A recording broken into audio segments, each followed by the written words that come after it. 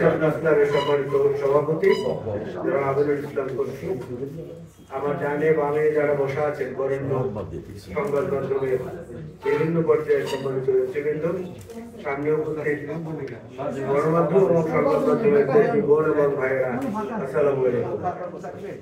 মুখগুলো খুবই পরিচিত, কিন্তু বাস্তবতার কারণে অনেকদিন দেখা সাক্ষাৎ হয় না। আত্মীয়দের সঙ্গে যেভাবে কালে ভদ্রে দেখা হয়, আপনাদের সঙ্গেও সেভাবে কালে ভদ্রে দেখা হতো, সংযোগটা হতো। তবে যেখানেই থাকি এই মাটির তোর অবশ্যই আমাকে টানে, কারণ আমার জন্মস্থান, আমার 4 পুরুষের বসবাস এখানে। আমার বরিশালের বাসায় আমার দাদার বাবার খবর পর্যন্ত বাজানো, এবং তিনি মৃত্যুবরণ করেছেন 1920 সনে। যারা আমাদের বাসায় গিয়েছেন আমার ওখানে বা দুলাল সাহেবের কাছে, তারা দেখেছেন যে ওইখানে যে এপিটাফটা আছে কবরের উপরে, সেটা দেখা যাচ্ছে 1920-এ তিনি ইন্তেকাল করেছেন। অর্থাৎ আমরা এখানে এই মাটি এবং এই প্রকৃতির কোলেই বেড়ে উঠেছি।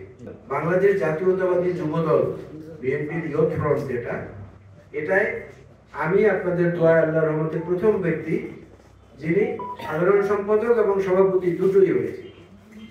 আমার আগে মির্জা আব্বাস কিংবা বয়সচন্দ্র রায় কিংবা বরকতুল্লাহ ভুলু কিংবা অন্য কেউ এর আগে দুটো পদ কখনো অধিকার করেনি। কেউ সভাপতি ছিলেন, সেখান থেকে বিদায় নিয়েছেন, কেউ সেক্রেটারি ছিলেন, সেখান থেকে বিদায় নিয়েছেন। আমি ছিলাম প্রথম ব্যক্তি। তারপরে নির্বাচন করতে হয়েছে, তাও বরিশাল শহর থেকে গিয়ে উজিরপুর বাবুগঞ্জে। উজিরপুর বাবুগঞ্জের আমার বিজয়ের পরে আপনাদের সবাই আপনাদের সহযোগিতায় আল্লাহর রহমতে তারপরে সেই নির্বাচনী এলাকাটা আবার বাইফার্কেটেড হয়ে গেছে। আবার ওখান থেকে দলীয় হাইকমান্ডের নির্দেশে আমার চলে যেতে হয়েছে আবার ঢাকায় মোহাম্মদপুরে নির্বাচন করতে হয়েছে। এই সবকিছুর মধ্যেও আমি কিন্তু বরিশাল যে আমার ভিত্তি সেটাকে কখনো ভুলিনি। আপনারা জানেন ঢাকার রিপোর্টার্স ইউনিটির বর্তমান নেতৃত্বে বরিশালের সাংবাদিকরা, তাদের কোনো অনুষ্ঠান আছে, এমন কোনো অনুষ্ঠান নাই যেটা আমি উপস্থিত না থাকি।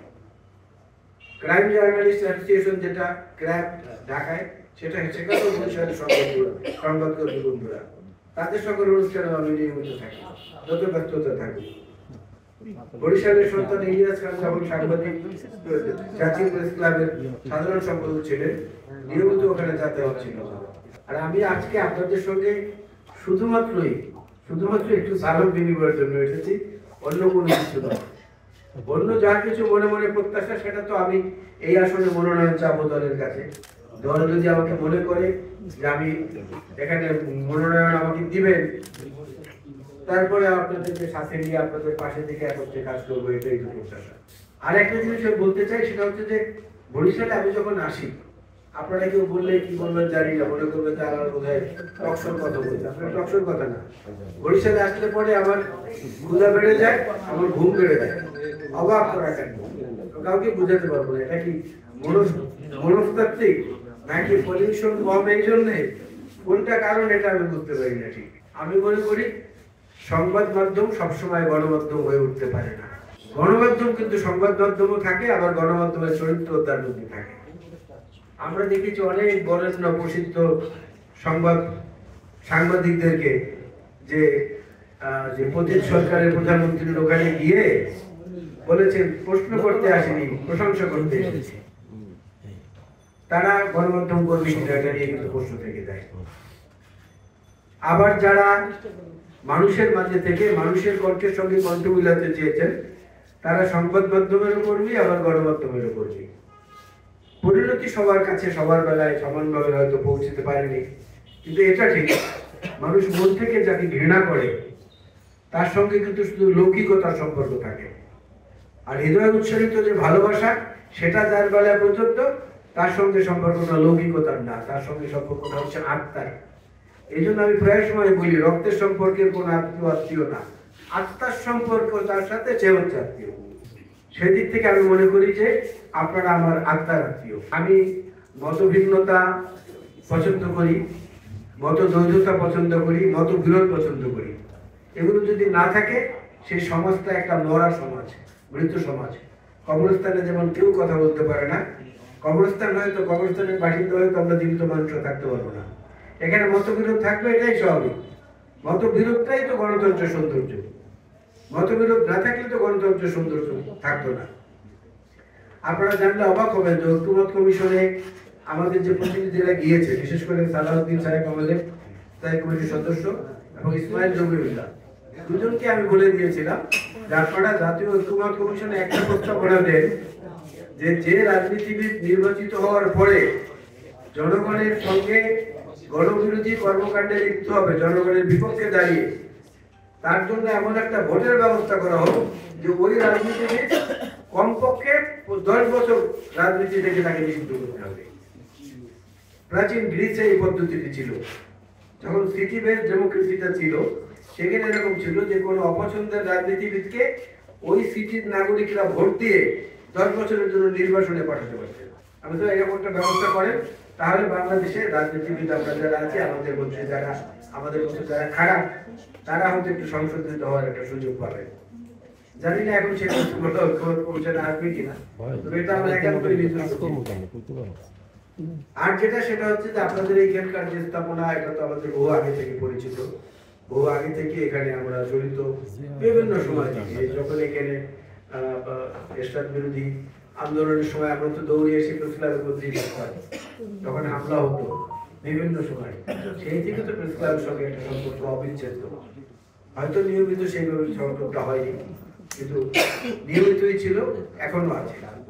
আর আমি যখনই সুযোগ পাই, একটু আগেও আমি আনিসুর রহমান স্বপনের সঙ্গে কথা বলেছি, আমার বন্ধু মানুষ, আমরা একই ব্যাচের, তাকে বলেছি যে তোমার ওখানে তো একদিন আমার একটু আসতে ইচ্ছা করে। সেও আমাকে বলছে যে ঠিক আছে, রিপোর্টার ফ্যামিলিতে তো তোমার সঙ্গে বসার ব্যবস্থা আমরা করছি। তা আমি আসলে কি বলবো, আজকে এখানে এইভাবে বক্তব্য দেওয়ার জন্য আসি নাই, মূলত এসেছি সবার সঙ্গে কথা বলার জন্য, দেখা করার জন্য। চন্দ্রবের সঙ্গে তো কালকে দেখা হয়েছিল, বার্ডেবিলিতে গিয়েছিলাম, তখন আমার পুরনো পেশার জায়গা, যেখানে গিয়েছিলাম কালকে অনেকদিন পরে, বেশ ভালো লেগেছে, অনেকদিন পেয়েছি, দেখা হয়েছে, কথা হয়েছে। বরিশালের জাতীয় সমস্যা যেটা আমি সবচেয়ে যেটা মনে করি, তার মধ্যে আমার দৃষ্টিতে 1 নম্বর হলো বরিশাল মেডিকেল কলেজ। আমাদের খুব কষ্ট লাগে, একদম ছোট আমরা যখন ক্লাস 2-3-তে পড়ি, তখন দেখেছি ওই মেডিকেল কলেজের কাজ হচ্ছে 1962 সালে। আজকে এই হাসপাতাল যদি চিকিৎসা দরকার সবার আগে, এই ব্যাপারটা একটু আপনাদের লেখনে জোরদার করা উচিত। কিন্তু হঠাৎ হঠাৎ দেখা যায় যে এটা একটা মানে কি বলে উদ্বুদ্ধ ঢেউয়ের মতো উঠে, কিছু পরে আবার মিলিয়ে যায়। এভাবে না, এটার মধ্যে তো একটা সাস্টেনেবিলিটি থাকে। এটাকে ধরে রাখতে পারলে তাহলে এখানে চিকিৎসকদের পাঠানো বা অন্যান্য সরঞ্জাম যা আছে আর কি, লজিস্টিক্স, সেগুলোকে সচল করার একটা ব্যবস্থা করা যায়। দ্বিতীয় হচ্ছে যে ভাঙার পর থেকে এই অঞ্চল পর্যন্ত, যেটা একদম কুয়াকাটা পর্যন্ত, এই সড়কটাকে প্রশস্ত করা, এই দাবিটাও আপনাদের অনবরত করা উচিত বলে আমি মনে করি। আর এই বৃষ্টির পরে যে অবস্থাটা হয়েছে, এই বৃষ্টির পরে রাস্তার অবস্থাটা যে এত বেশি খারাপ হয়েছে, এটার অনেকগুলো কারণের মধ্যে একটা কারণ যেটা আমরা পেয়েছি আমাদের রাজনৈতিক অনুসন্ধানে, সেটা হচ্ছে যে বিটুমিনটা রাস্তার উপরে দেওয়া হয়, এই বিটুমিনটা আগে বিদেশ থেকে আসতো বিভিন্ন সময়, পরবর্তীতে এই বিটুমিনের পুরো এজেন্সিটা নিয়ে গিয়েছিল বসুন্ধরা গ্রুপ, তাকে দেওয়া হয়েছিল, সন্তুষ্ট হয়ে তাকেই একত্র দেওয়া হয়েছিল। বসুন্ধরা গ্রুপ এই বিটুমিনটা দেশেই তৈরি করতে, যে কারণে অন্য বাইরের উন্নত বিটুমিনের যে প্রতিরোধী ক্ষমতা ছিল, এই বিটুমিনে সেইটা নাই, যে কারণে অল্প বৃষ্টিতেই রাস্তার অবস্থা খারাপ হয়ে যায়। তো সেই অবস্থাটারও পরিবর্তন করা দরকার। এটাও আপনারা আপনাদের অনুসন্ধানের মাধ্যমে যদি পেয়ে যান, এটার ব্যাপারেও লেখা উচিত। দ্বিতীয় হচ্ছে, আমরা একটা ঐতিহাসিক বিপ্লবের অংশ, কিন্তু আমাদের বরিশালের এই প্রজন্মের, আমাদের পরবর্তী প্রজন্মের অনেকে এটা জানেন না। 1969 সালে এই স্বরূপকাঠির পেয়ারা বাগান, যেটা এইখানে কিন্তু ইঞ্জিনিয়ার সিরাজ সিকদার, তিনি প্রথম সশস্ত্র মুক্তিযুদ্ধের ট্রেনিং শুরু করেছিলেন। প্রথম কিন্তু তিনি 70-এর নির্বাচনের আগে তার মাথায় প্রথম এটা এসেছিল। ওই পেয়ারা বাগানের মধ্যেই কিন্তু সশস্ত্র মুক্তিযুদ্ধের প্রথম অস্ত্র প্রশিক্ষণ কর্মসূচি তিনি চালু করেছিলেন। যাই হোক, তার পরবর্তী ইতিহাস আপনারা জানেন, তার পরিণতি সম্পর্কেও জানেন। এই জায়গাটাকে একটা ঐতিহাসিক স্থানে রূপান্তর করা উচিত বলে আমি মনে করি। যতটা না পর্যটনের দিক থেকে একই সঙ্গে ঐতিহাসিক দিক থেকে। বরিশাল প্রেস ক্লাবের পক্ষ থেকে মহাজিব হোসেন আলালকে আমরা শুভেচ্ছা জানাচ্ছি এখানে আসার জন্য।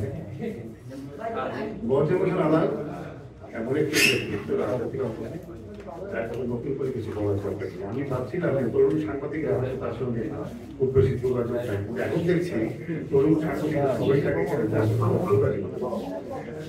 এখন কোনো কিছুই বলা যায় না ইলেকশনে কবে কি হবে কি না হবে।